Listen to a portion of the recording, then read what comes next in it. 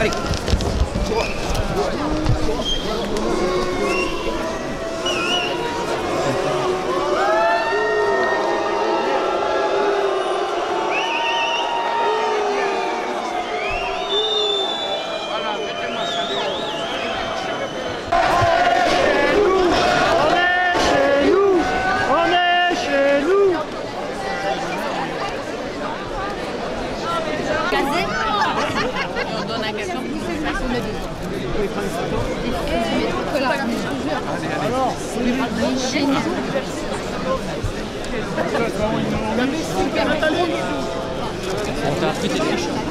Je sais pas, c'est une copine à vous?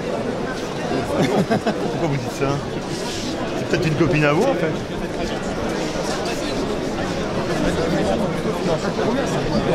Alors attends, je prends rien. Non, pas du tout moi qui m'occupe de ça. Une campagne, on jette toujours 3 semaines. Alors ça y est, oui. Ça y est, ça y est, ça y est, ça y est. Oui, ça y est, c'est bien, c'est bien. C'est bon, c'est dans la voile. Alors si je sens la bière, c'est que j'ai reçu une bouteille de bière. Hein. Non. Alors café. Faut regarder là. Mais la bière, c'est pas désagréable. Oui, ça, oui.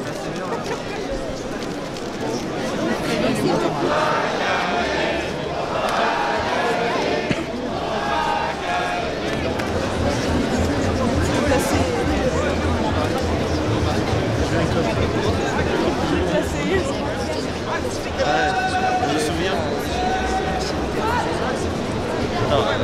Carrément, c'était c'est 3 premiers qui allaient quoi. On n'est pas ici, on n'est pas ici, c'est sous là-bas ou là-bas à gauche. Il n'y a plus personne ici. Non, il n'y a plus personne ici.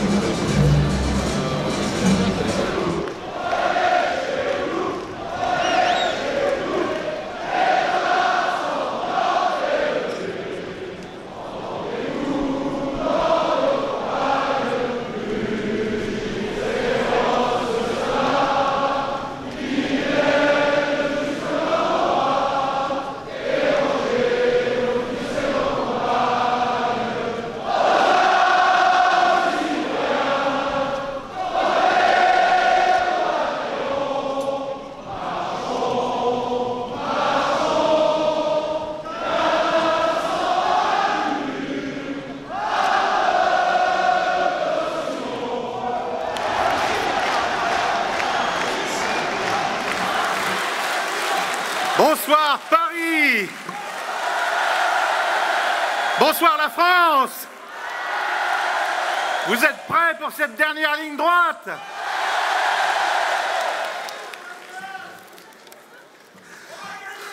On va gagner. Merci à vous tous d'être venus. Merci d'être venus.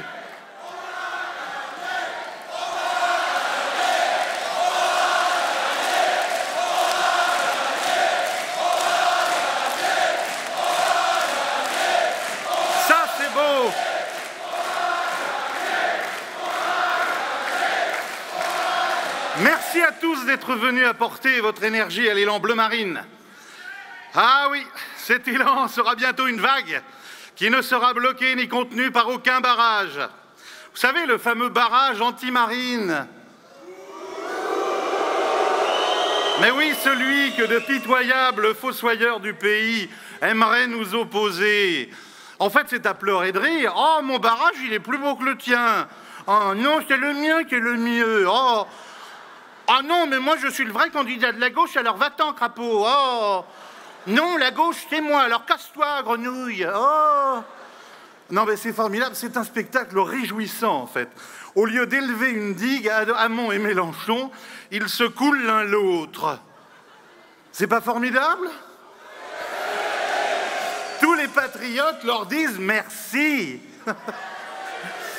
Ah, on les remercie pour leurs bêtises, en fait. Cela dit, du côté droit, c'est formidable, le barrage est encore plus ravagé. Oh, vilain Fillon, grenouille de bénitier, oh, tu piques l'argent des Français, tu le planques dans le sac de ta femme. Oh non, oh...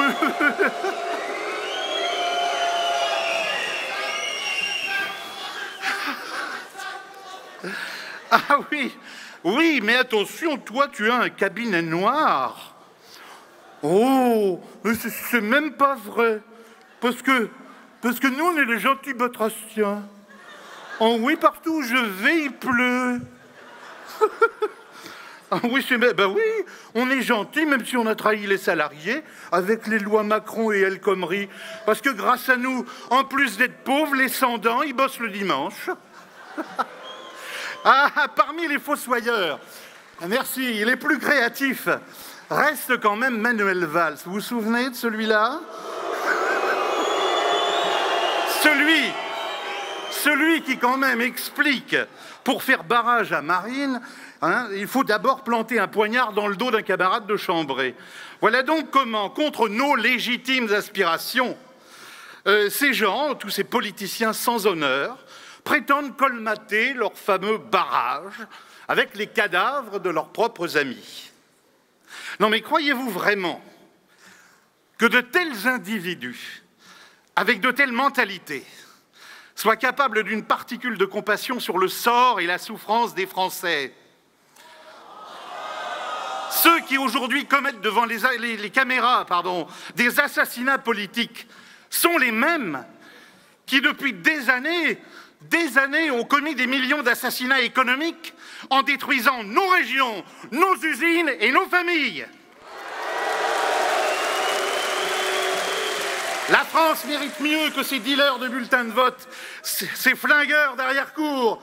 La France mérite mieux que d'être livrée aux chefs tribaux du MEDEF, aux loups de Wall Street et aux araignées de Bruxelles. Les Français méritent mieux que ces purges à répétition, ces sacrifices sans limite qui servent un seul objectif, garantir la valeur monétaire des fortunes accumulées et défendre l'épargne des retraités. Mais pas des retraités français, des retraités allemands. Les Français méritent mieux que des dirigeants sans parole, sans patrie, sans courage, qui se vautrent dans le confort des privilèges et dans la lâcheté des reniements. La France mérite mieux que le vandalisme contre ses emplois, sa richesse humaine. La France mérite Marine.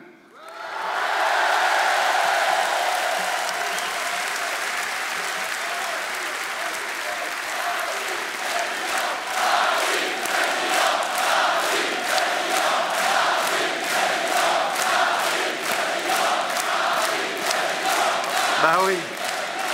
Les institutions de la Ve République n'ont pas été pensées pour reproduire à l'infini cette caste infidèle, invertébrée, interchangeable, cette oligarchie sournoise masquée derrière le défilé trompeur de 100 visages, 100 têtes, oui, mais un seul cerveau. Nos institutions ont forgé une relation particulière et fusionnelle entre un peuple, un homme ou une femme, et cette relation a une réalité, une seule, le suffrage universel. Et cette relation, elle a une nécessité, la confiance. Lorsque le peuple français désigne dans ses rangs le plus apte à devenir son incarnation républicaine, il lui remet, et à lui seul, les clés de la maison France. Cet acte citoyen doit s'accomplir avec la même quiétude que s'il confiait à un ami les clés de sa propre maison. C'est pourquoi j'aimerais interpeller les Français. Regardez bien les candidats qui s'offrent à votre suffrage. Posez-vous la question. Lequel d'entre eux laisserais-je s'installer chez moi sans crainte ni appréhension pour mon logis, pour mes meubles, pour l'intégrité et la préservation de mon espace intime? Or, moi, je me suis posé cette question dans l'heure qui a suivi ma première rencontre avec Marine. Cette rencontre qui installa entre nous la confiance au croisement de nos regards et qui avait suffi pour emporter ma conviction. Oui, Marine, comme des millions de Français, je vous confierai, sans angoisse ni aucune hésitation, les clés de chez moi.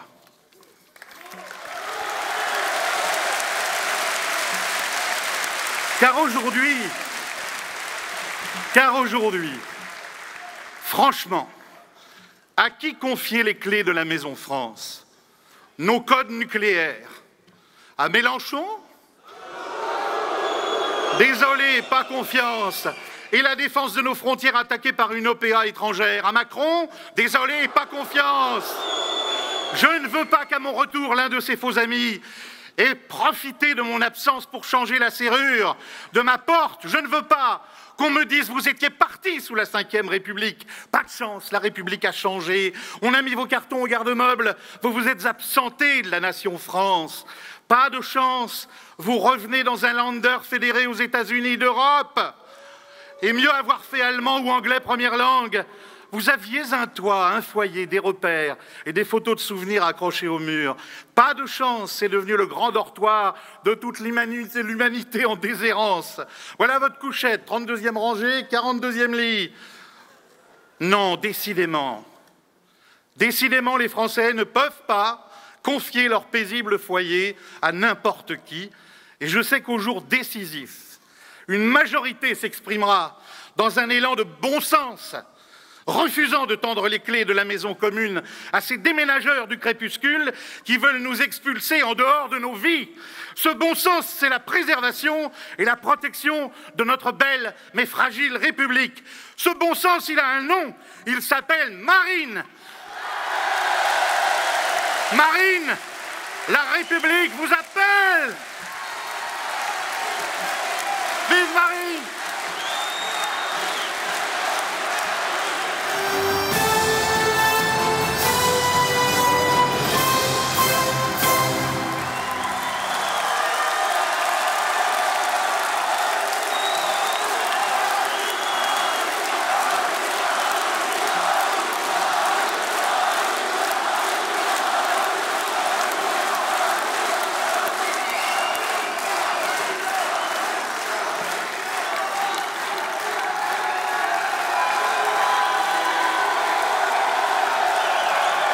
Je profite.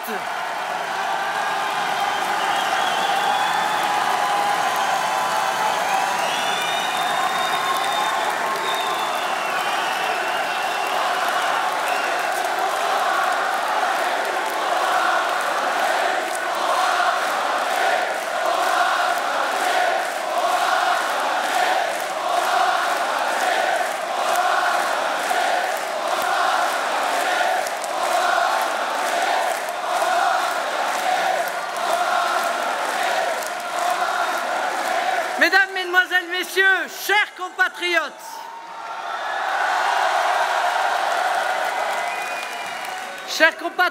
aussi d'outre-mer qui nous regardent et de l'étranger qui nous écoute.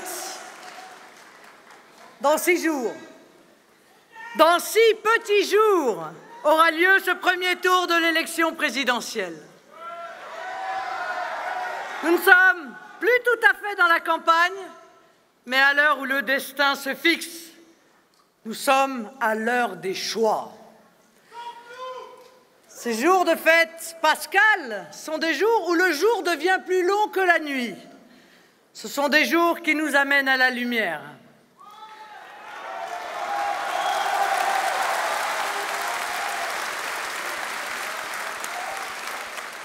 Le rendez-vous de dimanche est historique.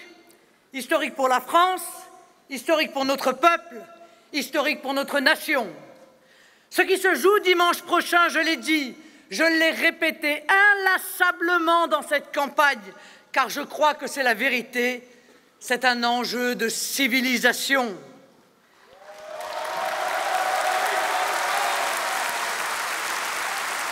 Dimanche, le choix est simple, soit la France qui renaît, soit la France qui sombre. Soit la nation française, soit la vision post-nationale que défendent tous mes adversaires. C'est-à-dire concrètement le morcellement en communauté, la submersion de nos villes et nos villages sous le poids d'une immigration planétaire, la remise en question de nos modes de vie, l'effondrement de nos valeurs de civilisation, comme l'égalité homme-femme, un creusement sans fin des inégalités et de la précarité, l'éclatement de notre droit du travail par entreprise, la transformation de notre pays, la France, en une vague région enfermée dans la prison de l'Union européenne, à laquelle l'ensemble de mes adversaires veut ajouter un cadenas supplémentaire. La fin, donc, de l'indivisibilité, de la souveraineté et de l'égalité dans la nation française. Nos poursuivants pensent que la France a fait son temps, qu'il faut passer à autre chose, tout bazarder, se fondre dans le grand magma de la mondialisation sauvage. Et puis, il y a les patriotes.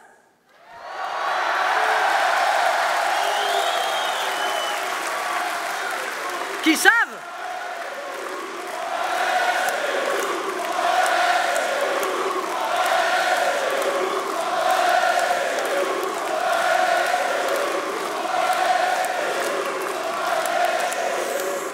les patriotes qui savent, ou plutôt qui sentent profondément que le temps de la France est devant elle. Ils portent en eux la conviction que c'est en étant elle-même que la France protège le mieux ses enfants. C'est en étant elle-même qu'elle les arme et les unit pour affronter la mondialisation. Ils savent que c'est en étant libre, souveraine, affranchie de toutes les tutelles supranationales que la France est grande, qu'elle est juste avec les siens, qu'elle défend les petits, qu'elle n'oublie personne. Et pour tous les peuples du monde, c'est en étant elle-même que la France apportera au monde ce que l'on attend d'elle. Le respect des peuples, une diplomatie équilibrée, le refus des soumissions à des blocs, bref, un message de paix et d'indépendance. Ici, dans cette élection, nous portons un projet fraternel d'union du peuple français. Une union autour de nos filiations intimes, de notre patrimoine immatériel, nos traditions, notre belle langue, notre culture, notre art de vivre, notre conception du monde et de l'homme, de nos valeurs.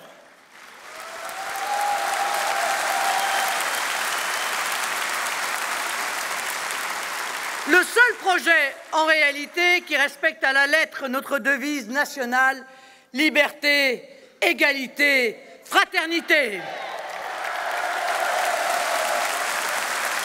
Oh. Jaurès le disait avant nous, à ceux qui n'ont rien, la patrie est leur seul bien. Et chaque patriote, chaque Français a donc le droit de proclamer que la France est sienne. Rendez-nous la France! Cet appel, mes amis, je l'ai entendu partout où je suis passé, de Lille à Ajaccio, d'Arcis-sur-Aube à Bordeaux, de Metz à Montvillers. Cet appel, mes amis, est un message du cœur. Cet appel qui sort de vos poitrines est celui d'un peuple tout entier, de notre peuple. Un cri d'amour, un cri de bon sens, qui veut dire que la France est nôtre et que nous sommes responsables tous de notre chez nous.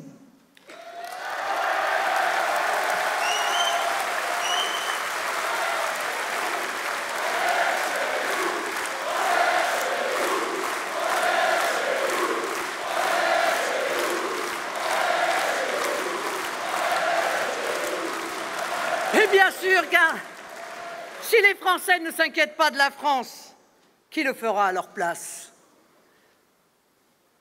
Cet appel que vous lancez exprime aussi cette angoisse légitime qui nous étreint de ne plus être, en effet, tout à fait chez nous en France. Cet appel, je l'entends comme un cri de souffrance, de patriotes inconsolables de voir leur pays à la dérive. Une souffrance que je partage avec vous, une souffrance dont je veux témoigner, une souffrance que je veux voir disparaître, une souffrance que je veux transformer en espérance. voyez, ce sentiment que nous ressentons et que nous osons exprimer n'échappe plus à personne. Cet appel est une revendication lorsqu'on se sent dépossédé, injustement dépossédé. Dépossédé de nos choix, notre souveraineté ayant été transférée à d'autres, à des bureaucrates à Bruxelles, dans les couloirs de la Commission, à Francfort, dans les travées de la Banque centrale européenne. Des bureaucrates dont nous connaissons à peine le nom et que nous n'avons pas élus. Des technocrates qui œuvrent chaque jour contre les nations, sous l'influence des lobbies et d'une finance mondialisée qui a tous les arguments, y compris sonnants et trébuchants, pour les convaincre de tel ou tel choix. Des technocrates qui ont tous les pouvoirs à cause des traités que l'ensemble de mes principaux concurrents à cette élection ont signés, fait ratifier, parfois même contre votre volonté, comme ce fut le cas au sujet du traité de Lisbonne. Dépossédés de nos lois par des chefs qui courent à la capitulation et à la soumission. Dépossédés de notre territoire, nous ne décidons plus qui vient s'installer chez nous. Dépossédés de nos droits, les Français ont parfois moins de droits en France que des étrangers, même clandestins.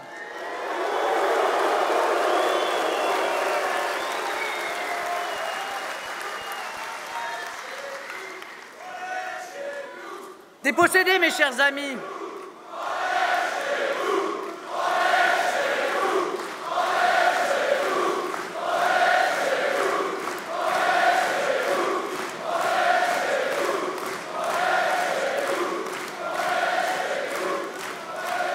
Dépossédés de notre système de solidarité, d'ailleurs, qui meurt de ne plus être national, mais mondialisé, et qui souffre terriblement d'une politique qui a éteint la croissance.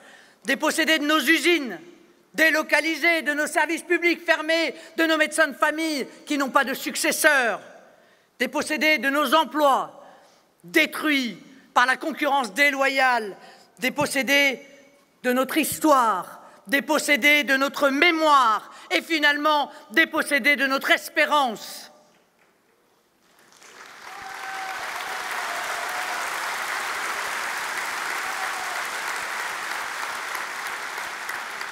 On est chez nous.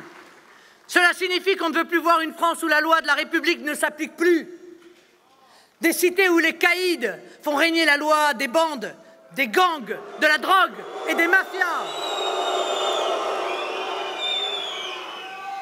Ces territoires perdus de la République, qui ne sont pas perdus pour tout le monde, où déjà deux sociétés se font face, l'une assiégée, la nôtre, et l'autre conquérante et parfois exclusive, qui rêve d'installer définitivement ses règles à la place de celles de notre République.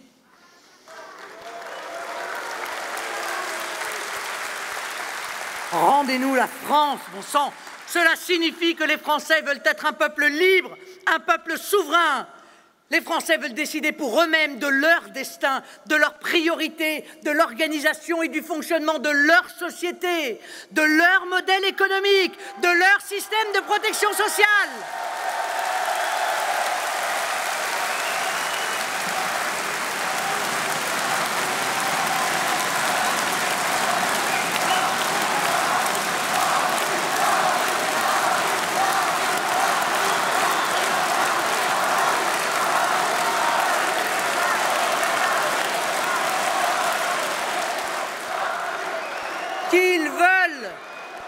Qu'ils veulent vivre en France comme des Français, sans se laisser imposer des mœurs, des coutumes, des lois et même maintenant des paysages qui ne sont pas les leurs. En France, on respecte les femmes. On ne les interpelle pas dans la rue avec des propos grossiers, outrageants. On ne leur interdit pas l'espace public, on ne les frappe pas, on ne leur demande pas de se cacher sous des voiles parce qu'elles seraient impures.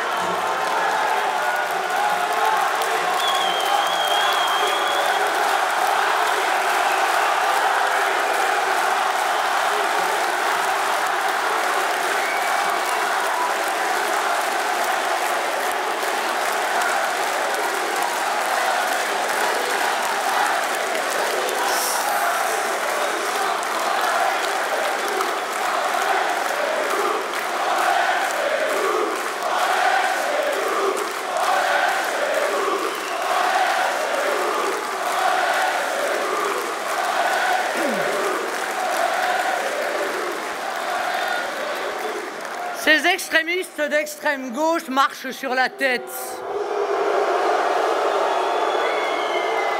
On voit là l'inversion totale des valeurs qui viennent perturber un meeting de la seule femme qui défend les femmes.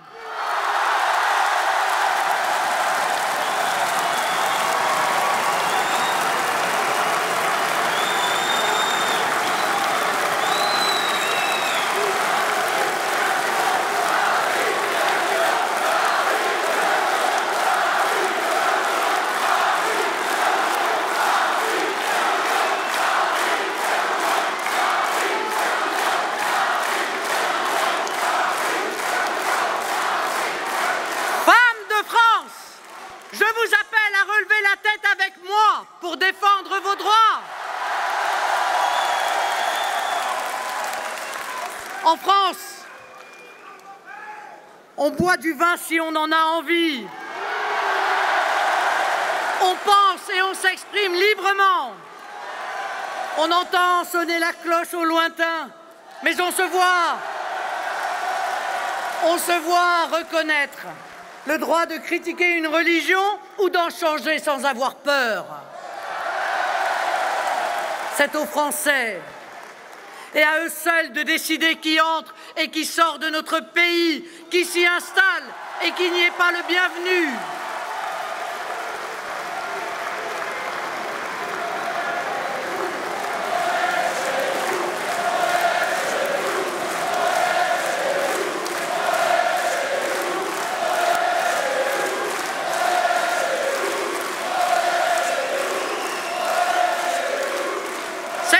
Français, mes chers amis, de décider qui devient français et qui n'en est pas digne.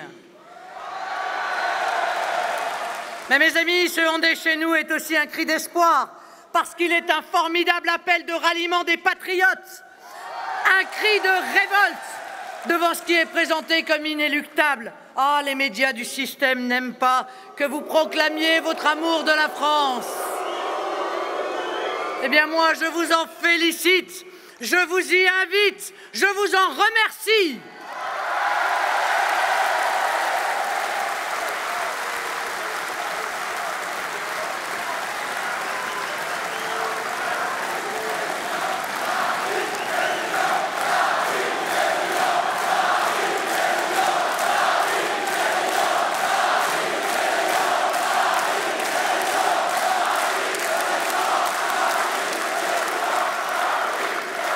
Cet appel, il est une réponse à ceux qui voudraient que nous ayons honte d'être français. Eh bien, nous en faisons un appel de fierté, d'affirmation de nos droits, de nos affections, de nos libertés, de notre amour de la patrie. Un droit que nous reconnaissons à tous les peuples du monde qui ont, comme nous, le droit de défendre leur identité, leur modèle social, leur héritage, leur langue, leur tradition.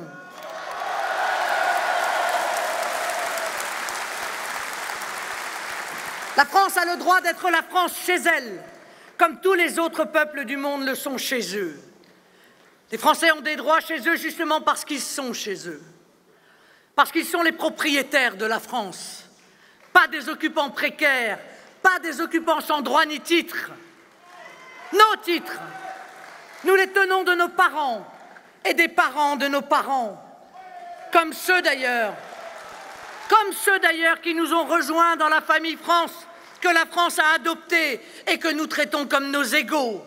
Et nous voulons poursuivre cette belle aventure qui s'appelle la France. Nous sommes des débiteurs.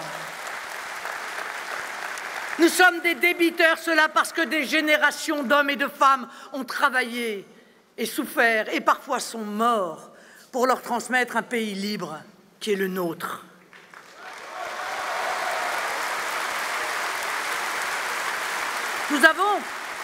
Nous avons le devoir de transmission. Nous avons le devoir de solidarité nationale des plus fortunés vers les plus humbles. Le devoir d'égalité aussi. Toutes les communes de France ont droit à la France, à la République, à ses services publics, à sa vitalité économique, à un État qui est là et qui remplit ses devoirs.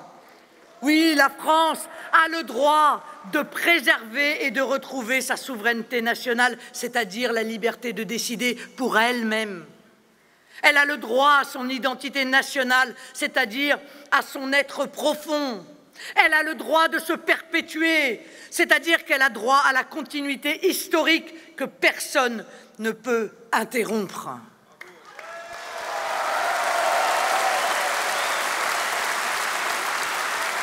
Vous l'avez compris.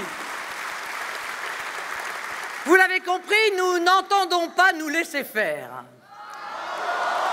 Ni maintenant, ni jamais.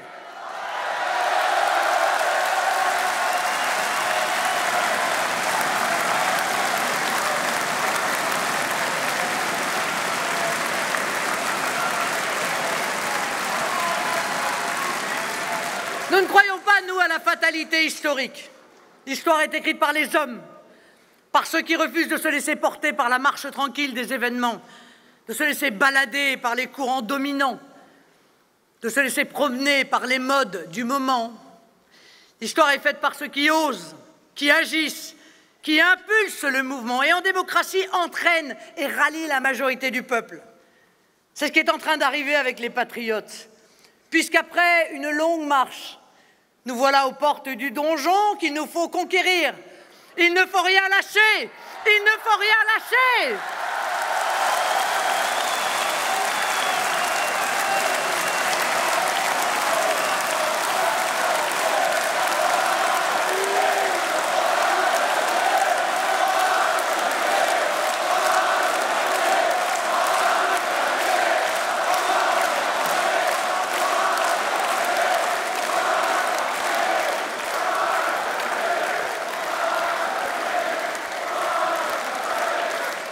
Mes chers compatriotes,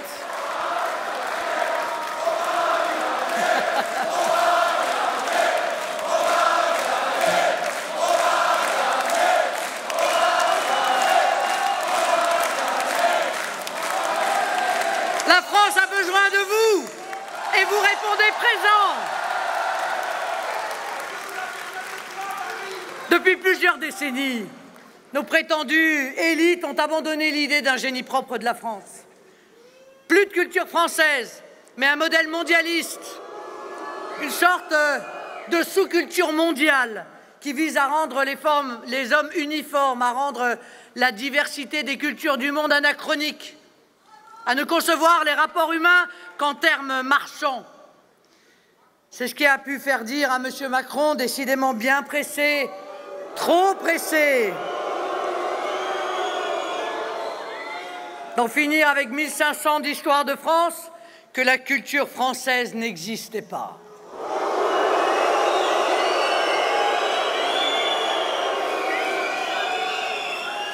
Son monde gris, ce monde terne, ce monde reformaté et inhumain, nous n'en voulons pas.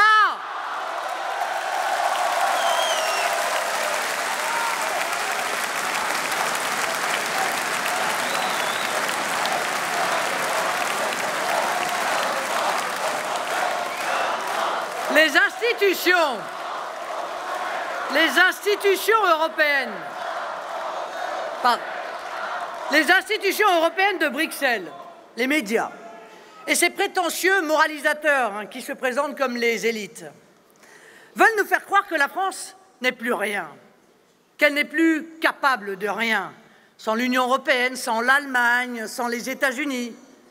Tout ce beau monde-là, bien cravaté, souvent né tout habillé, clame que pour s'en sortir, la France devrait renoncer à ce qu'elle est, à son modèle, et vous, à ce que vous êtes.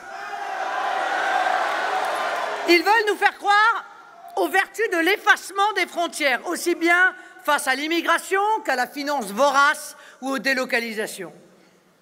Pour réussir, il faudrait consentir à livrer la France aux technocrates anonymes et aux commissaires sans patrie de Bruxelles.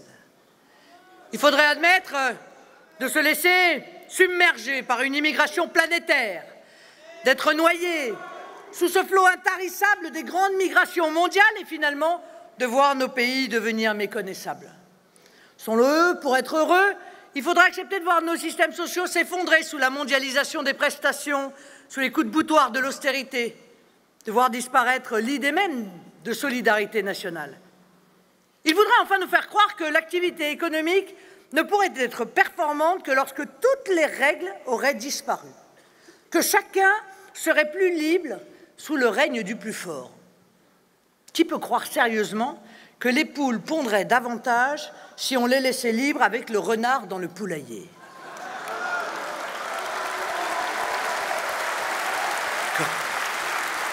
Comment croire que le laisser-faire total, le laisser-aller total, le laisser-passer total peuvent être une solution? Je sais, en 1968, des révolutionnaires de salon nous ont dit « il est interdit d'interdire ». Ils ont prôné la jouissance sans entrave. Aujourd'hui, ces principes se traduisent simplement. La seule règle qui vaille, c'est la liberté totale de commercer et de spéculer. Bref, la loi du marché, la marchandisation du monde, des produits low cost fabriqués par des travailleurs low cost pour des profits qui, eux, je vous rassure, ne le sont pas, et un chômage qui ne l'est pas non plus. Ils ont créé leur monde parfait, parfaitement inhumain, où l'on fait fabriquer par des esclaves pour vendre à des chômeurs. Écoutez ce que disent mes poursuivants, messieurs Macron et Fillon. Ce qui compte, ce n'est pas la France, mais l'économie. La France ne décide plus de rien, mais se soumet aux logiques du marché. Amusante leçon, d'ailleurs, au passage, de la part d'anciens ministres et anciens premiers ministres qui ont laissé à la France, après leur passage aux responsabilités, plus de chômage, moins de pouvoir d'achat, plus de CDD précaires et de petites retraites, plus d'impôts et beaucoup, beaucoup plus de dettes. Ah, c'est vrai, leur programme est approuvé par M. Gattaz, qui traduit « calculette à la main ». Ce qui est primordial, ce n'est pas la France, c'est mon compte en banque. Mais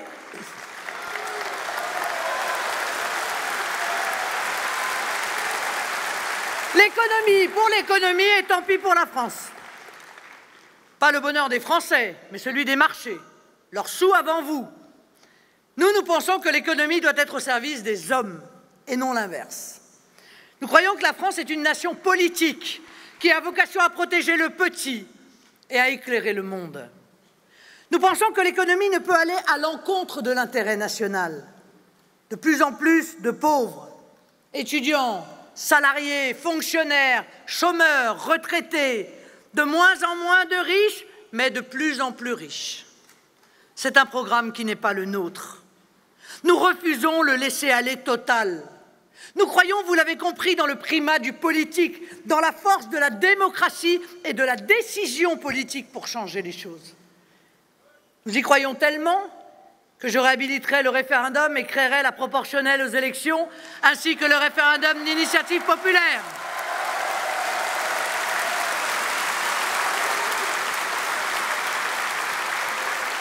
Oh. Avec le laisser-aller, on retrouve là les vieilles lubies d'essence ultralibérale que les Cohn-Bendit et Attali, ces radoteurs grisonnants et soutiens de M. Macron, espèrent encore nous faire avaler. Nous allons définitivement tourner cette page que M. Sarkozy et Fillon n'ont pas su refermer pendant leur quinquennat. Nous allons tourner le dos à ces inepties ringardes. Je suis la candidate de la protection. Et la protection nécessite des règles.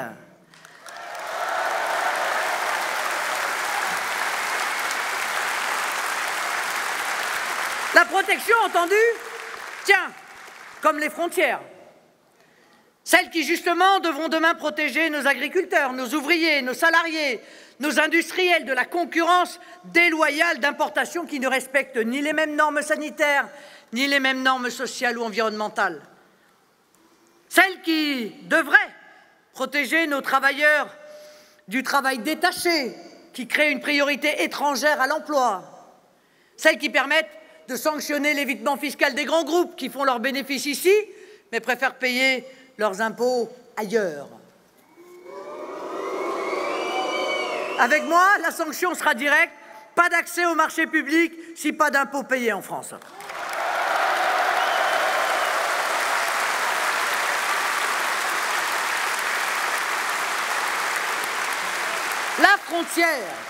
La frontière se filtre, qui évite de laisser entrer chez nous des individus dangereux ou mal intentionnés, qui évite les trafics d'armes, de drogue, de faux médicaments. Des règles qui protègent, entendues comme la règle de droit qui est rappelée à tous et qui s'applique sans faiblesse face au laxisme qui est devenu la règle dans notre pays. Les règles qui protègent à l'école, avec la restauration de la sécurité dans tous les établissements, avec le retour de l'autorité du maître et du professeur,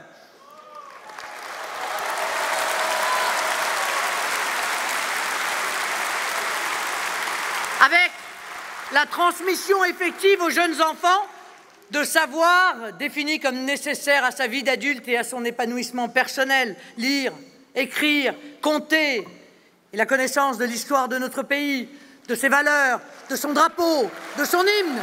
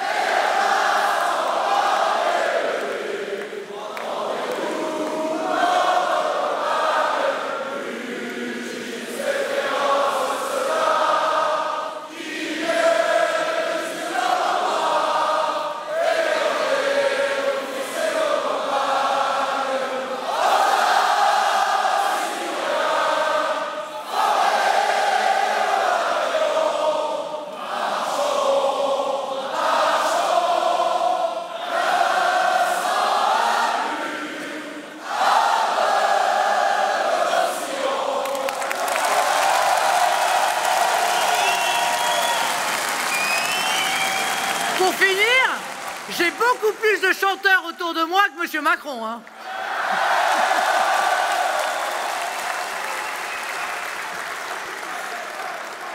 Les règles, mes chers amis, les règles qui refusent le laisser-faire total de la logique ultralibérale.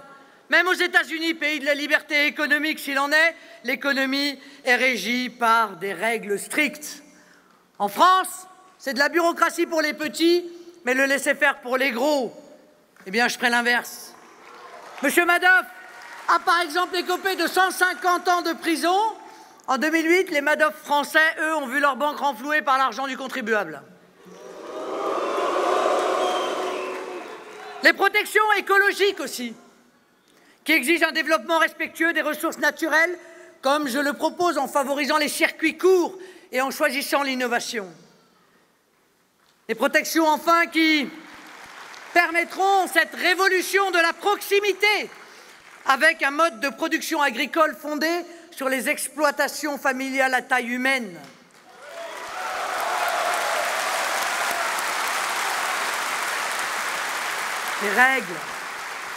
Les règles qui permettront le refus de cette course au moins 10 ans qui épuise nos agriculteurs et détruit la qualité de nos produits et donc détruit notre santé, avec le refus de la marchandisation du monde et des êtres humains. Revenons quelques instants à la question des frontières, parce que l'Union européenne nous inflige quand même la double peine. L'absence de frontières physiques, avec l'irresponsable traité de Schengen, nous avons donc effacé nos frontières physiques et fait de nos pays des halls de gare pour toutes les migrations du monde. Je mettrai fin à Schengen et restaurerai nos frontières nationales. Ce qu'aucun candidat ne propose, aucun. Nous avons ouvert la porte de la Maison France aux mafias, aux terroristes, qui ont vite compris le bénéfice qu'ils pouvaient tirer de notre incroyable impuissance et ont envoyé leurs soldats de haine au travers des flux de migrants pour frapper au cœur de notre pays. Et contrairement à ce qui nous avait été dit, les frontières extérieures de l'Europe, elles, n'ont jamais été protégées. Jamais. Vous imaginez bien que ça n'est pas aujourd'hui que ça va avoir lieu.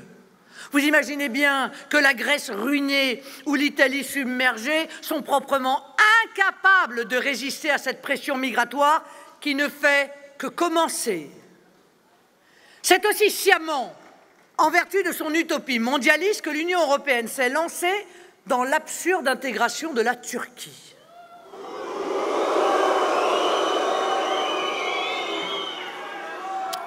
On voit là un autre danger de l'Union européenne qui se conçoit comme sans limite, tout en maintenant un principe de libre circulation généralisée des personnes. Demain, pourquoi pas l'adhésion à l'Union européenne du Maroc ou de l'Algérie et la porte ouverte à la libre circulation des ressortissants du Maghreb en France. C'est peut-être ainsi d'ailleurs que M. Macron entend faire son autoroute migratoire du Maghreb à la France, comme il l'a expliqué. Mais un petit rappel tout de même. En 2004, M. Fillon s'était prononcé pour l'adhésion de la Turquie, qui était pourtant déjà un pays asiatique et islamiste.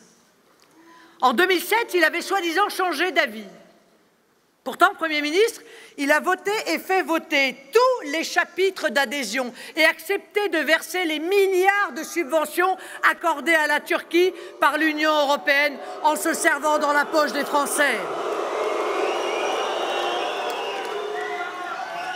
Si vous en doutiez après quelques parjures, vous croyez que l'on peut faire confiance à François Fillon malgré ses nouvelles promesses? Chers amis, le rôle du politique est de fixer des règles, des repères. Et comme le rappelait Pascal, le propre de la puissance est de protéger. Moi, je vous le dis, j'entends vous protéger.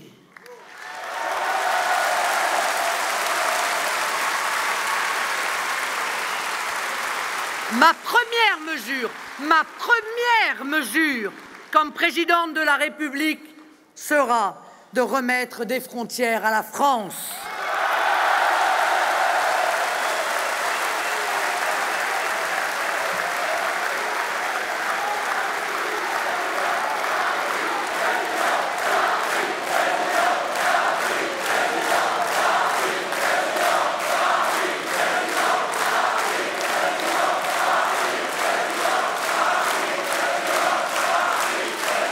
Parce qu'enfin, mes amis, la situation est trop grave. Chaque jour, ce sont des centaines d'étrangers supplémentaires qui rentrent chez nous pour s'y installer, pour vivre chez nous avec l'intention de vivre comme chez eux. On ne peut plus laisser faire. Pour beaucoup de Français, l'immigration massive est une oppression. L'immigration massive n'est pas une chance pour la France. C'est un drame pour la France.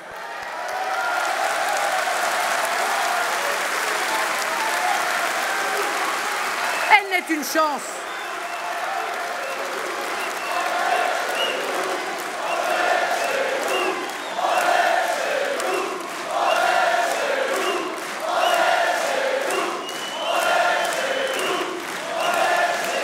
Elle n'est une chance que pour mes concurrents, qui l'admettent bien volontiers, comme messieurs Mélenchon, Hamon ou Macron, ou qui le cachent le temps d'une campagne électorale pour mieux le faire au pouvoir, comme M. Fillon. Et ça l'est aussi, objectivement, pour les étrangers eux-mêmes, à qui nous n'avons plus rien à donner. Par leur incurie, nos dirigeants créent une terrible méprise, autant qu'une épouvantable tragédie. L'immigration n'est vue comme une chance que pour ce grand patronat qui profite de la main-d'œuvre importée pour faire baisser les salaires et laisser le coût social de l'immigration à la charge des Français. Ah, écoutez, regardez ce qu'ont vécu les habitants de Calais, qui ont vu leur ville ruinée par le chaos migratoire et qui voient avec effroi le réservoir de migrants se remplir inexorablement, encore et toujours.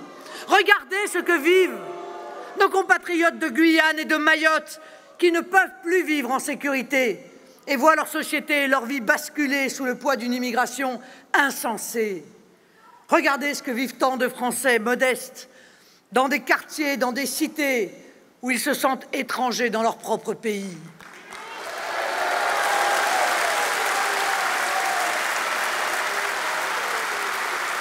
Regardez ici, à Paris, ces familles qui se pressent à vos vitres de voitures pour mendier. Notre pays se tiers-mondise sous nos yeux. Vous voyez bien que nous n'avons plus à offrir à ces gens que la misère. Qu'arriverait-il si, sous la pression de Mme Merkel, l'un de ses poulains, M. Macron ou Fillon, accepte encore plusieurs millions de migrants? Votre quartier, votre village, l'école de vos enfants, votre vie, votre niveau de salaire seront inévitablement impactés par le choc. Moi, présidente, le rétablissement des frontières sera mis en place dès le lendemain de ma prise de fonction.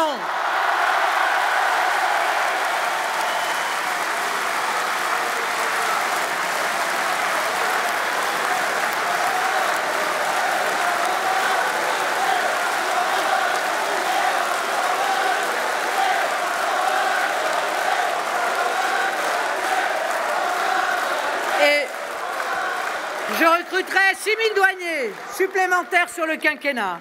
Et pour les réfugiés, nous mettrons en place des solutions locales avec des camps humanitaires protégés, mais chez eux. Pour l'immigration, nous passerons des accords avec les pays d'origine en échange d'une coopération économique restaurée.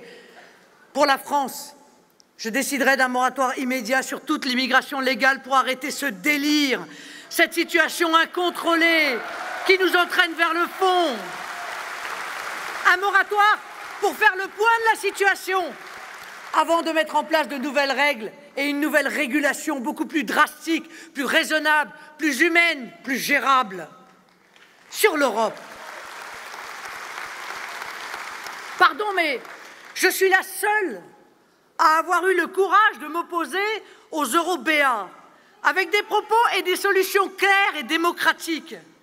Si je vous pose la question, l'Union européenne fonctionne-t-elle correctement? Tout le monde, même l'eurolâtre Fillon et l'eurobellâtre Macron, répondront non.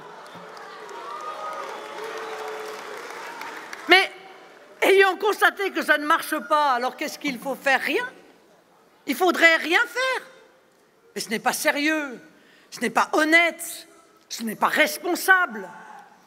Dans cette élection, comme depuis des années, j'entends de ci, de là, ceux qui ont construit ce monstre bureaucratique et ultralibéral multiplier les critiques insincères contre leur propre bébé, qu'ils ont pourtant en toutes circonstances engraissé, renforcé. J'entends ces critiques, mais honnêtement, ni plus ni moins qu'avant. Souvenez-vous des élections européennes de 99, 2004, 2009, 2014. Ils vous ont tous promis que l'Europe allait enfin protéger son marché intérieur, que ça ne pouvait plus durer, qu'ils allaient renforcer les frontières extérieures de l'Europe, qu'ils allaient faire l'Europe sociale. Souvenez-vous, demain, l'Europe sociale. 20 ans au moins que ça dure, la plaisanterie. Mais derrière, qu'ont-ils fait? Ils ont tout accepté. Ils vous ont même forcé la main avec la Constitution européenne que vous aviez refusée. Aujourd'hui, nos chômeurs regardent passer les cars de M. Macron amener les travailleurs détachés sur nos chantiers. Sous menace d'amende de 250 000 € par migrant refusé, l'Union européenne nous impose la relocalisation jusque dans les plus petits villages de France. Leurs critères de Maastricht et les sauvegardes à répétition de l'euro sont devenus le fondement d'une politique d'austérité toujours plus dure, plus aveugle, qui les pousse à s'attaquer aux plus faibles. Et je pense à la suppression de la demi-part des veufs et des veuves décidée par M. Fillon, qu'évidemment je rétablirai, qui les pousse à s'attaquer aux familles, avec la suppression de l'universalité des allocations familiales ou la baisse du quotient familial, que je rétablirai, à s'attaquer aux classes moyennes, écrasées par l'essentiel des 35 milliards d'impôts et de taxes supplémentaires du gouvernement Fillon et des 35 milliards supplémentaires du gouvernement auquel a participé M. Macron. Classe moyenne que je soulagerai. Leur idéologie ultralibérale démantèle nos services publics qui disparaissent progressivement de nos campagnes, mais aussi de nos communes périurbaines. Ils n'ont pas du tout changé l'Union européenne. Bien au contraire, ils l'ont aggravée, ils l'ont renforcée dans ses aspects les plus inadmissibles et dangereux. Tant et tant que dans tous les domaines, l'Union européenne n'est pas la solution, mais bien le problème.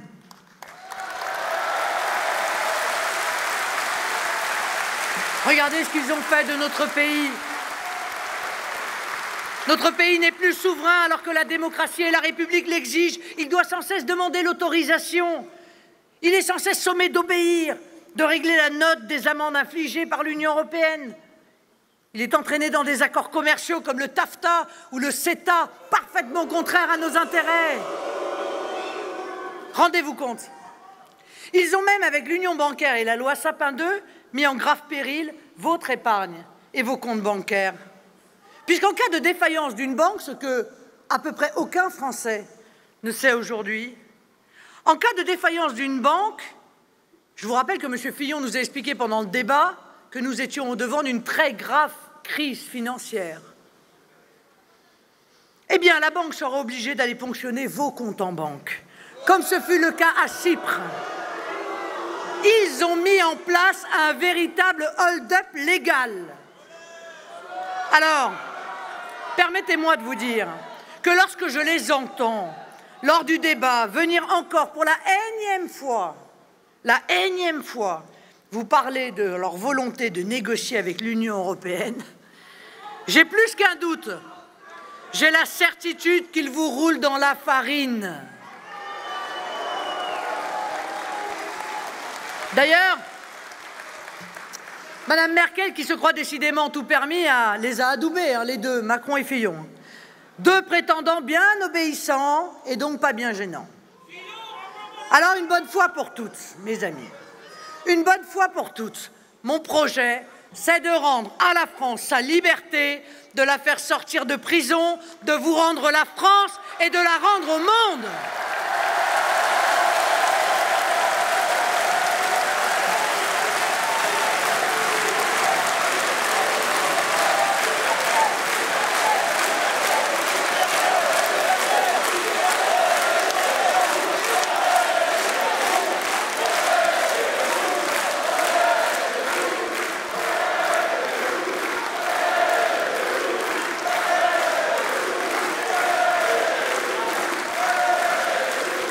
Et pour cela, mes amis, mon agenda est clair et vous le connaissez. Il consiste à aller rechercher auprès de Bruxelles pour vous les rendre les 4 grandes souverainetés qui appartiennent aux Français et qui fondent la souveraineté nationale et populaire, monétaire, économique, territoriale et législative.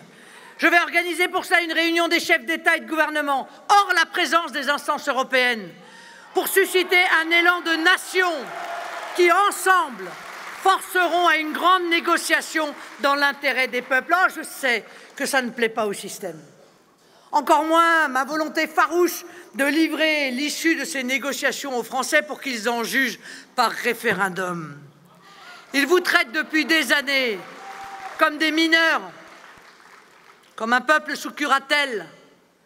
Moi, je veux vous libre, puissant, majeur. Ma position n'est pas extrême, mais centrale, courageuse et en réalité la seule possible. Les bien-pensants, les bobos, les maîtres penseurs de ce système, qui sont en fait les maîtres censeurs de toute pensée libre, veulent empêcher les Français de parler. Moi, je continuerai inlassablement à leur dire la vérité sur tous les sujets qu'évitent soigneusement mes adversaires, au premier rang desquels l'immigration, dont vous n'avez pas entendu parler, ni dans la bouche de M. Macron, ni dans la bouche de M. Fillon, ni moins dans la bouche de M. Mélenchon. Je suis obligé de vous dire un certain nombre de vérités.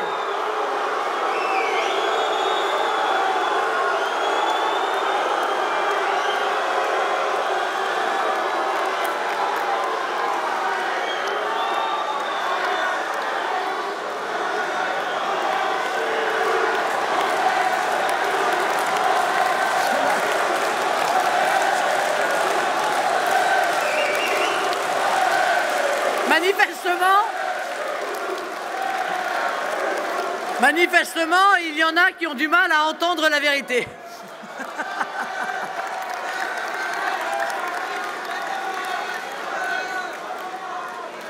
Elle aurait dû rester un peu, elle aurait appris quelque chose.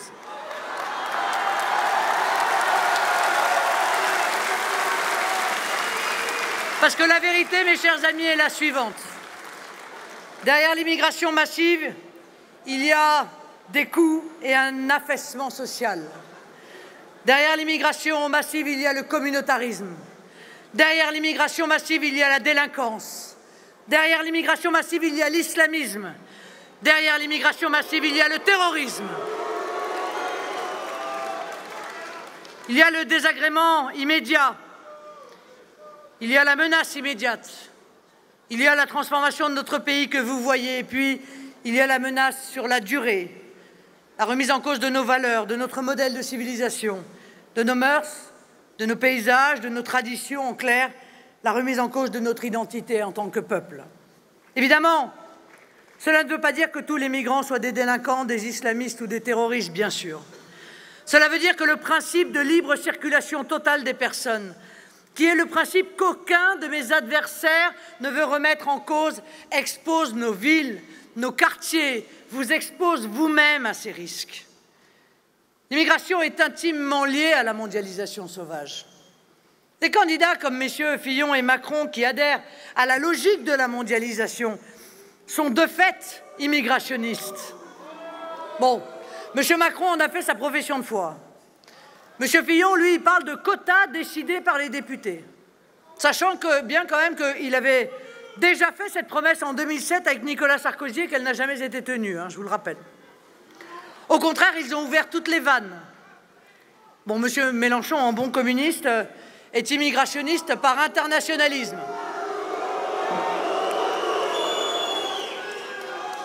En étant ainsi, d'ailleurs, un idiot utile du capitalisme international le plus sauvage. Bon.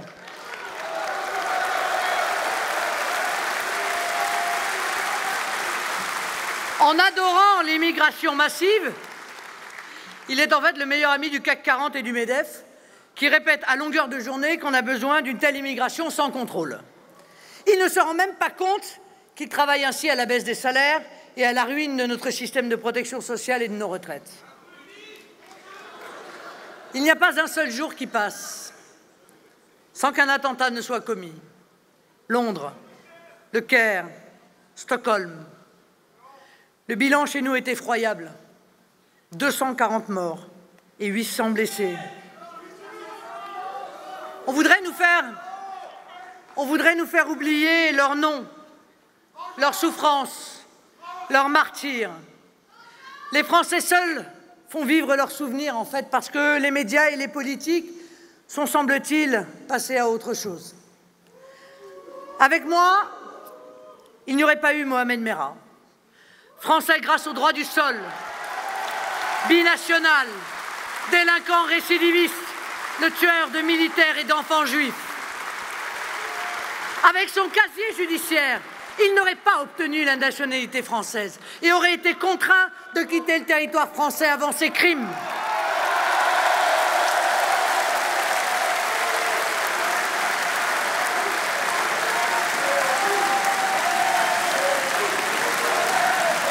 Mais, comme les frères Kouachi, comme Koulibaly, les mitrailleurs de Charlie et de l'hypercacher, le tueur de Nice, délinquant tunisien, tout comme celui de Villejuif, algérien, tous deux fichés, n'auraient pas eu le droit de rester en France.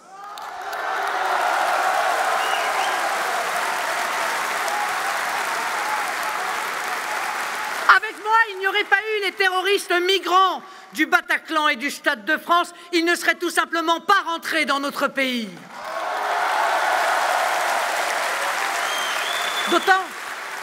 D'autant que, souvenez-vous, j'avais sonné l'alerte avant même l'arrivée de ce drame épouvantable.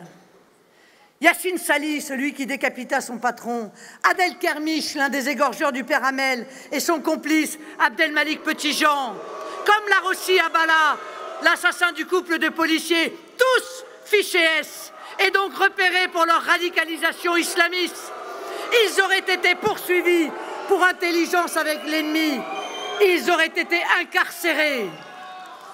Bien sûr, mes amis, bien sûr, le risque zéro n'existe pas.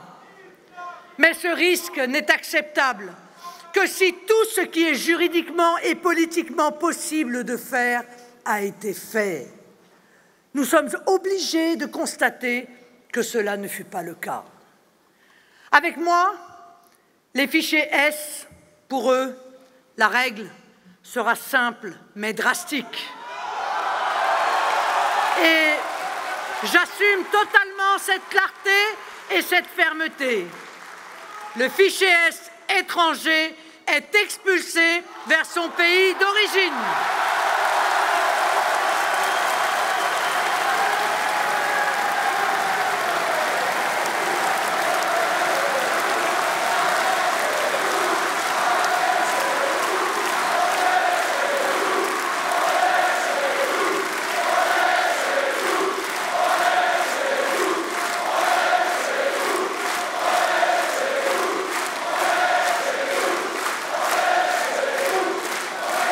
Le fichier S, binational, est déchu de sa nationalité et expulsé vers son pays.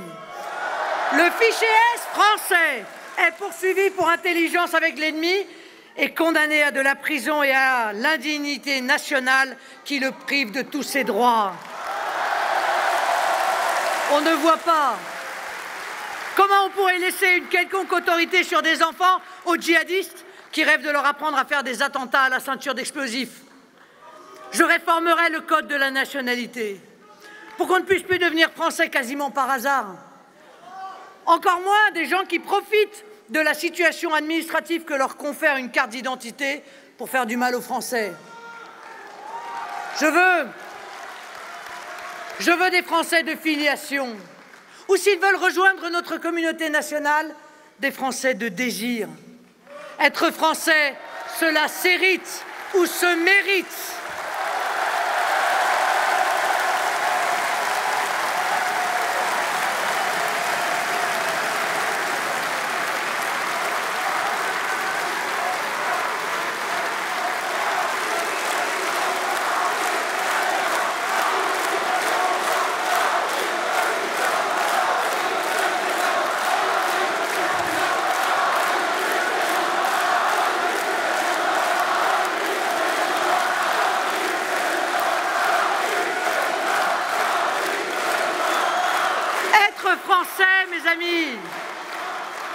Être français, ce n'est pas seulement une situation administrative.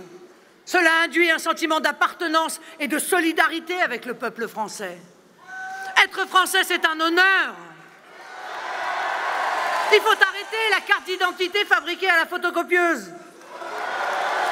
Il faut arrêter la nationalité française accordée à des individus qui, lorsqu'ils la demandent à 18 ans, ont déjà un casier judiciaire long comme un jour sans pain.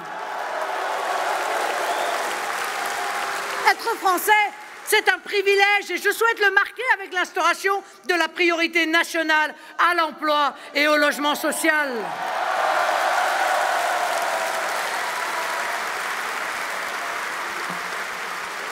Être français, c'est dans la guerre qui nous est menée, être du côté de la France et du côté de la France seulement.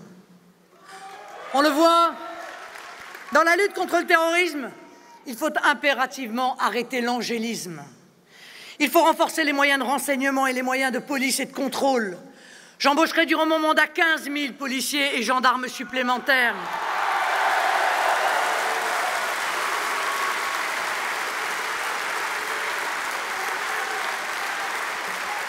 Il faut quand même rappeler qu'en supprimant 12 500, M. Fillon n'a pas vraiment été un visionnaire. Le terreau du terrorisme dans notre pays, c'est l'islamisme. La liste des organisations ennemies de la France doit être établie. Elle ne l'est toujours pas. Comment combattre un ennemi qu'on n'ose pas nommer? Le salafisme et l'organisation des frères musulmans qui véhiculent une idéologie contraire à toutes nos valeurs humaines doivent être interdits en France.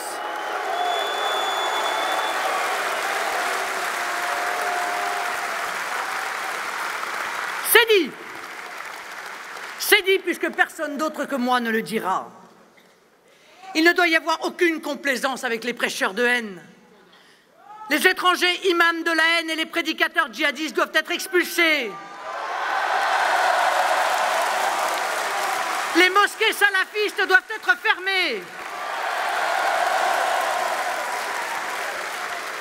J'ai été la seule à demander l'interdiction du congrès de l'UOIF.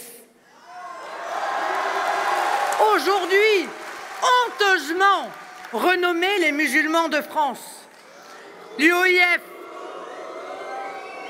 ils pensent qu'en changeant de nom, on va oublier. L'UOIF qui reçoit des imams qui prêchent la haine des juifs, des homosexuels ou qui justifient la lapidation des femmes. Mais où sont les fémènes?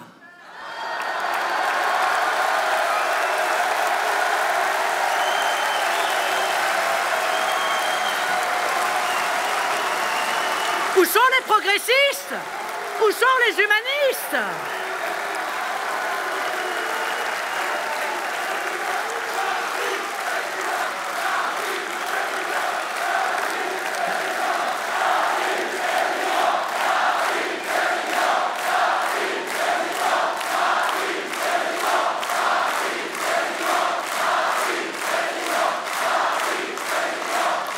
Et ils sont tous planqués. Ils sont tous planqués. Eh bien, moi, je suis là, debout.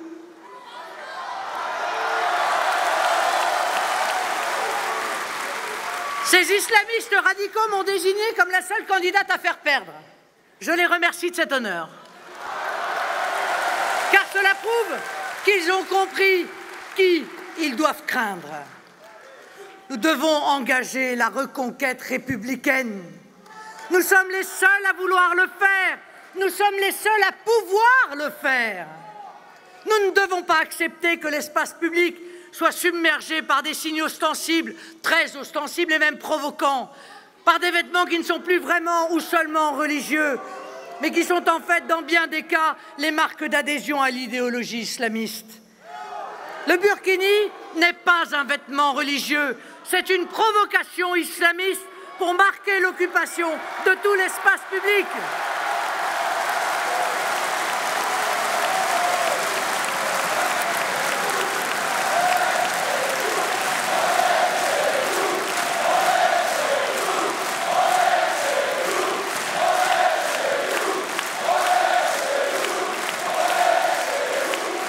C'est un uniforme, vous l'avez bien compris, un uniforme dont on veut nous imposer la présence. C'est pourquoi, à l'exception des ecclésiastiques et des ministres du culte, nous interdirons les signes religieux ostensibles dans l'espace public et dans l'entreprise et dans les universités, comme c'est le cas à l'école depuis 2004. Nous reverrons les relations que nous avons avec le Qatar et l'Arabie saoudite, qui sont les inspirateurs, les financeurs, les promoteurs de l'islamisme le plus obscurantiste. Et nous supprimerons les incroyables avantages fiscaux qui leur ont été accordés par M. Fillon et maintenus par M. Macron quand il était ministre de l'économie. Nous mettrons fin au financement public des mosquées, pratique habituelle quand même, durant les années Fillon et les années Hollande-Macron.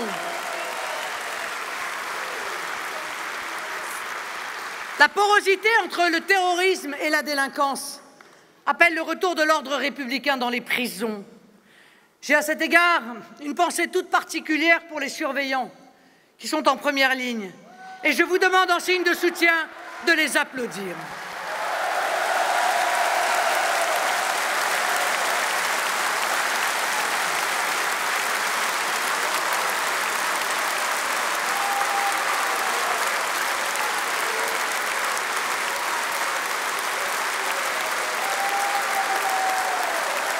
Merci.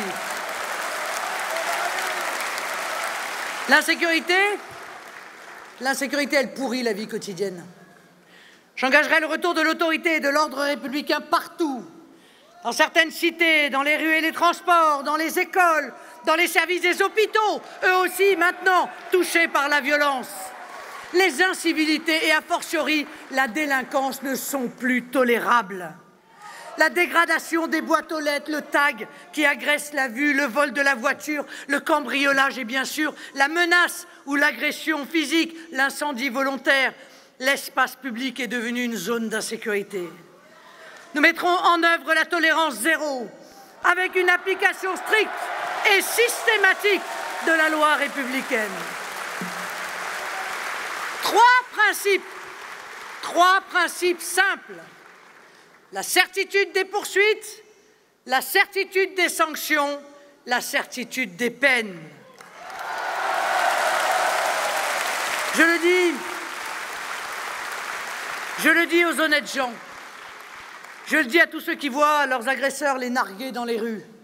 Je le dis à tous ces professionnels, professeurs, policiers nationaux ou municipaux, pompiers, personnel hospitalier des urgences, convoyeurs de fonds, agents de la sécurité sociale, personnel de sécurité privée qui partent au travail avec l'idée qu'ils peuvent se faire prendre à partie, insulter, agresser ou pire encore. Je leur dis, la peur va changer de camp. Le respect va revenir, la paix va revenir, la tranquillité va revenir, je vous le promets. Nous rétablirons les peines planchées, nous augmenterons les moyens de la justice pour accélérer le traitement des dossiers et construirons 40 000 places de prison en 5 ans. Pour en libérer d'ailleurs immédiatement, je passerai des accords bilatéraux avec leur pays d'origine afin que les criminels étrangers purgent leur peine de prison dans leur pays.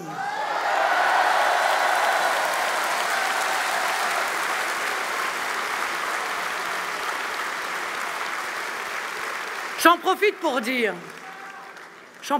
dire à nos compatriotes d'origine étrangère, ainsi qu'aux étrangers qui vivent en France tout à fait dignement, qui y travaillent, qui ne créent de tort à personne, qu'ils n'ont strictement rien à craindre de ma présidence.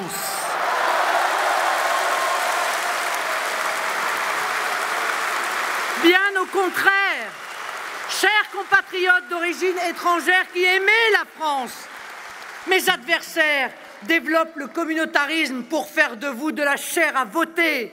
Moi, je ne vous considérerai que comme Français, intégralement, totalement Français.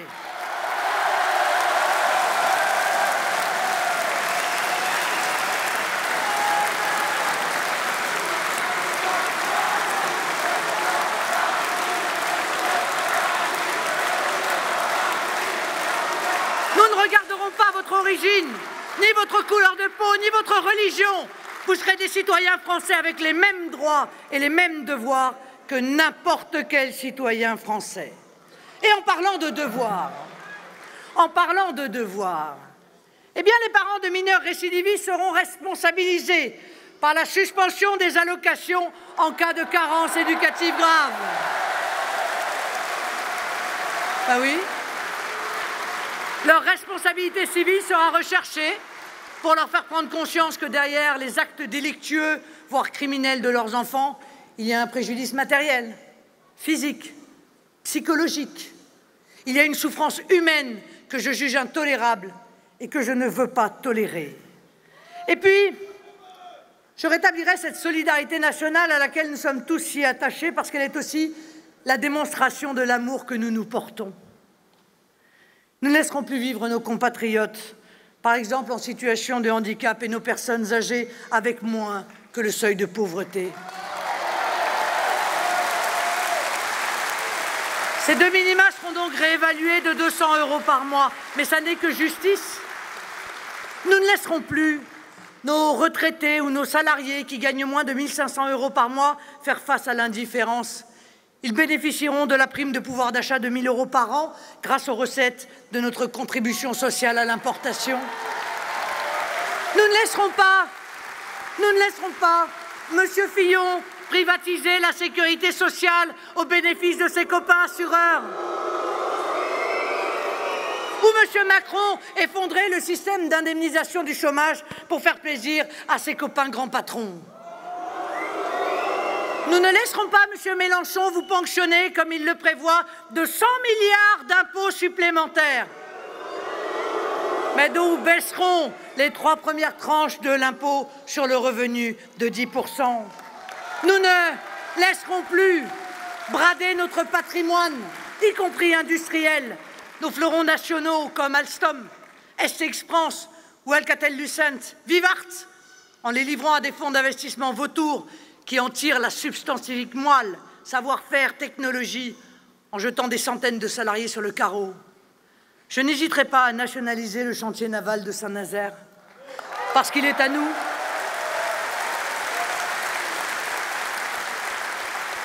Nous ne laisserons plus les TPE-PME être les grandes oubliées de la politique économique, comme le sont également les indépendants écrasés par le RSI. Ces petites et moyennes entreprises et industries seront notre priorité. Ce sont elles qui verront urgemment baisser leurs charges et leur fiscalité pour recréer de l'emploi dans notre pays. Le RSI n'existera plus. Les indépendants pourront enfin souffler. Nous ne laisserons plus nos jeunes s'échiner à payer un loyer hors de leurs moyens d'étudiants grâce à l'augmentation pour eux de l'aide au logement de 25%. Nous ne laisserons plus les classes populaires et moyennes trimer, payer, faire des sacrifices avec des contreparties de plus en plus dérisoires. Nous mettrons en place, oui, la retraite à 60 ans avec 40 annuités de cotisation. Oui, nous pouvons le faire. Parce que ceux qui annoncent la retraite à 65 ou 67 ans, sérieusement, ils feraient bien un jour de franchir la porte d'une usine ou d'aller se balader sur un chantier pour voir et comprendre qu'on ne peut pas imposer une telle ineptie à des gens usés qui n'en peuvent plus.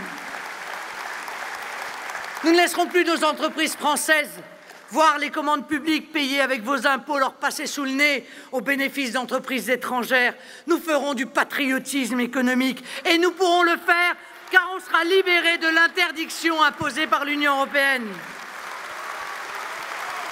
Nous ne laisserons plus nos agriculteurs démunis face à la concurrence déloyale. Nous ne laisserons plus les consommateurs dans le brouillard, incapables de savoir d'où viennent les produits qu'ils consomment et donc incapables même, quand ils le souhaitent, de soutenir par leurs achats les producteurs français.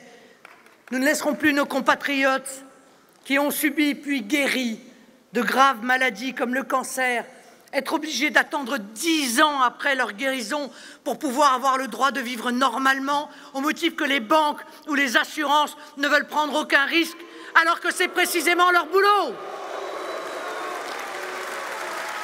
Nous élargirons donc le droit à l'oubli à 5 ans après la rémission, y compris pour les adultes. Nous ne laisserons plus les animaux être abattus dans des conditions de cruauté indignes, alors qu'il suffit de mettre en œuvre l'étourdissement préalable. Pourquoi imposer cette souffrance gratuite quand bon nombre de nos voisins y ont déjà mis fin? Vous le voyez, mes chers amis, ce sont des dizaines de décisions politiques de bon sens que nous mettrons en œuvre pour enfin remettre notre pays en ordre. Toutes répondent à une condition, une France indépendante. Toutes suivent une même philosophie, l'amour et la protection des Français. L'amour de la patrie, c'est le socle, le postulat, la ligne de conduite de mon projet. Ce projet, il est global, il est fondamental, il est en ces circonstances, je le crois, vital. Il est fort d'une cohérence parfaite, d'une parfaite constance. Il est protecteur et généreux, il est ambitieux et puissant. Il connaît notre histoire et nous projette vers l'avenir. Comme disait le général de Gaulle le 6 juin 1944, à l'heure où le pays se délivrait de l'occupation et de la servitude, derrière le nuage si lourd de notre sang et de nos larmes, voici que reparaît le soleil de notre grandeur. Avec ce projet, nous referons de notre pays une puissance majeure, avec une diplomatie libre, majeure elle aussi, une armée fière, restaurée, moderne. Mon projet présidentiel Ce n'est pas seulement des mesures, c'est une ligne fondatrice, l'intérêt national. Le fil rouge de mon action, c'est le bonheur des Français, leur liberté, leur prospérité, la justice, leur sécurité. Ce n'est pas seulement des mesures, d'ailleurs c'est une méthode de mise en œuvre. Des mesures immédiates, des mesures de réforme fondamentales. Vous n'aurez pas 3 ans à attendre, hein, je vous rassure, comme le réclame déjà M. Fillon, avant de voir les changements que vous attendez depuis si longtemps. Des dizaines de décisions seront immédiates, avant même et juste après les élections législatives, et notamment celles visant à nous protéger du terrorisme. Tout de suite, après l'élection, le rétablissement et la sécurité aux frontières, les fichiers S, l'arrêt des régularisations de clandestins, le gel des crédits affectés à l'aide médicale d'État.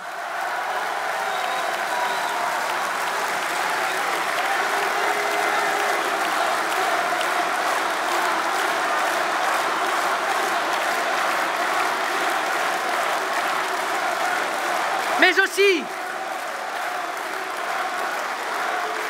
après les législatives, celles portant sur l'emploi, le pouvoir d'achat des classes populaires et des classes moyennes, avec une baisse immédiate de l'impôt sur le revenu, la défiscalisation des heures supplémentaires, le relèvement des petites retraites. Enfin, dès les premiers mois, là encore, vous voterez pour améliorer notre Constitution et donc notre démocratie par référendum, afin d'y intégrer la priorité nationale, la proportionnelle, la création du référendum d'initiative populaire, l'interdiction du communautarisme, la promotion et la défense de notre patrimoine historique et culturel, la baisse forte du nombre de députés et de sénateurs, le budget minimum de 2% du PIB pour notre défense nationale, la supériorité des lois nationales sur les traités européens antérieurs.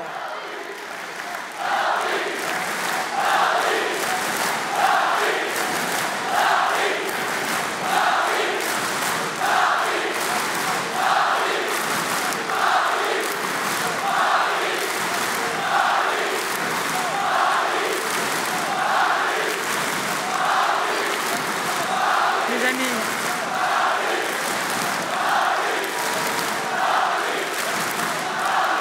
vous le voyez, mes chers compatriotes, je ne vous propose pas comme M. Fillon du pain sec et de l'eau pour les plus faibles et l'opulence pour les plus puissants. Je ne vous propose pas comme M. Macron de vous précipiter dans la violence de la mondialisation avec son cortège de libre-échange ravageur et d'immigration incontrôlée et incontrôlable. Je ne vous propose pas comme M. Mélenchon de mettre à bas nos institutions, de faire gouverner la France par les hirsutes de Nuit debout ou les zadistes de Notre-Dame-des-Landes, ou d'organiser, là encore, la submersion du pays par l'immigration. Je serai la présidente qui vous protège. Je serai la présidente de la République française, une République vraiment française.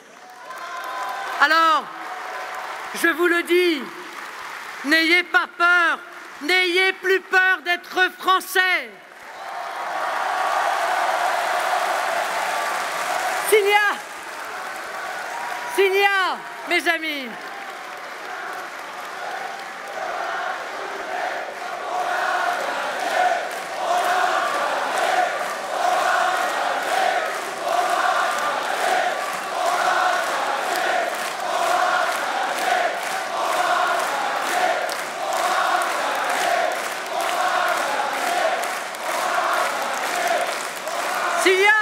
s'il y a danger avec moi, ce n'est certainement pas pour vous. Vous avez tout à regagner.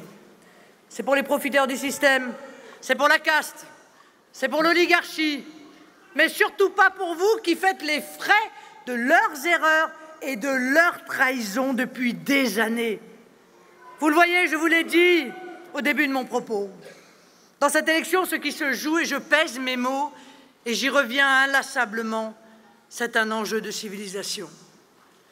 Soit la France, notre patrie, son mode de vie, son unité, sa souveraineté, sa fierté, son identité nationale, soit le renforcement d'une société de division, Un pays ouvert à tous les vents, une société minée par une violence endémique où dominera la loi du plus fort, celle des caïds, des mafias, des féodalités. Une société de la brutalité sociale pour les jeunes comme les vieux, un pays contrôlé par la grande finance. Cette élection, c'est en quelque sorte un référendum. Pour ou contre la mondialisation sauvage, donc pour ou contre la France. Beaucoup en ont conscience. Les quelques jours qui viennent sont décisifs. Battez-vous pour la victoire. Allez la chercher. Le seul vote qui vaille, c'est le vote pour vos idées, c'est le vote patriote, c'est le vote pour la France. Jusqu'au dernier moment, vous devez vous mobiliser et mobiliser autour de vous. Jusqu'au dernier moment, la partie est trop importante. Je l'ai dit à Perpignan et je le répète et je le répéterai toute cette semaine. Si chaque patriote réussit cette semaine à convaincre un seul indécis, un seul abstentionniste, la victoire de nos idées est assurée.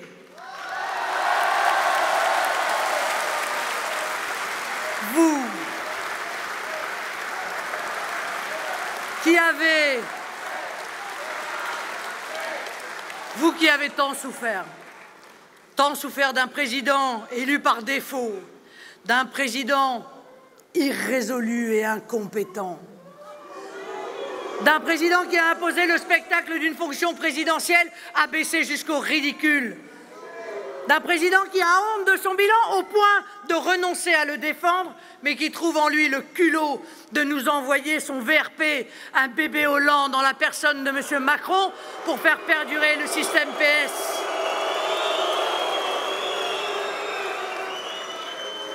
Aux patriotes qui pensent pouvoir se distraire du premier tour pour se réserver au second, je voudrais leur dire qu'au soir du premier tour, l'importance de notre score déterminera la dynamique de victoire qui portera nos idées à l'Élysée, c'est-à-dire concrètement les Français à l'Élysée.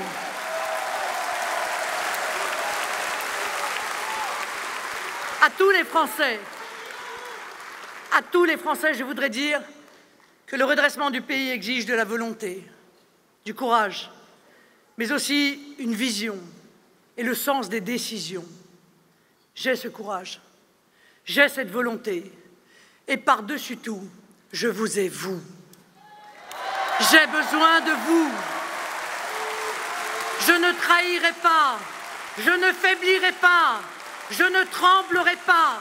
Je serai là pour la France, je serai là pour vous. Pour ce qui me concerne,